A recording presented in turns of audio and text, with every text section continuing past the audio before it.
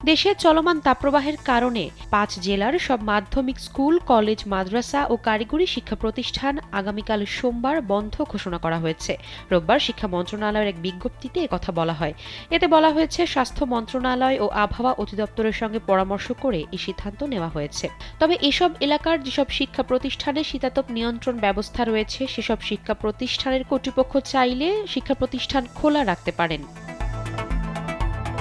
জেলাগুলো হলো ঢাকা, চুয়াডাঙ্গা, যশোর, খুলনা ও রাজশাহী। তীব্র তাপপ্রবাহের কারণে এক সপ্তাহ এবং ঈদ ও রোজার দীর্ঘ ছুটি শেষে রোববার প্রাথমিক থেকে উচ্চ মাধ্যমিক শিক্ষা প্রতিষ্ঠান খুলেছে। একদিন ক্লাসের পরই কয়েকটি জেলায় নতুন করে ছুটি ঘোষণা করা হলো। 1 মিনিটে নগদ ইসলামিক অ্যাকাউন্ট খুলতে ডায়াল করুন *167#।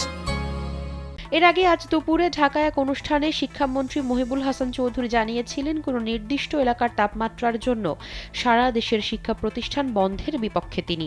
তবে কোনো কোনো জেলায় যদি তা অসহনীয় পর্যায়ে যায়, সেখানে বিশ্ববিদ্যালয় বা বিদ্যালয়গুলো নিজস্ব পদ্ধতিতে সিদ্ধান্ত নিতে পারে। জেলা প্রাথমিক শিক্ষা কর্মকর্তা ও মাধ্যমিক শিক্ষা কর্মকর্তারা আঞ্চলিক পর্যায়ে আলোচনা করে সে জায়গায় শিক্ষা প্রতিষ্ঠান বন্ধ রাখতে পারেন।